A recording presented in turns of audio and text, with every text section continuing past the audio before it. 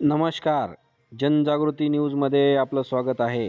नेकनूर प्रतिनिधी उमर खान यांच्या माहितीनुसार नेकनूर शिवारातील गंडाळा परिसरात वीज वितरण कंपनीच्या हलगर्जीपणामुळे दुभती म्हैस करंट लागून ठार झाल्याची घटना घडली आहे. जनार्दन शिंदे या शेतकऱ्याची 1.5 लाख रुपये किमतीची मुर्ला जातीची म्हैस आज दुपारी पाणी पिण्यासाठी डबक्यात गेली असता विद्युत खांबावरील करंट जमिनीवर उतरल्याने ठार झाली.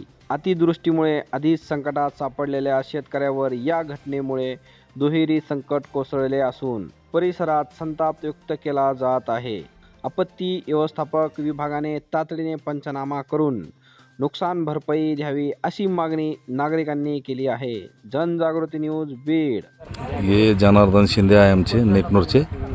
हे खांब्याला सर्किट होऊन लाईटमॅननं बघितलं नाही आणि बघत बी नाही. तर हे सगळ्या भागात तार आहे. तर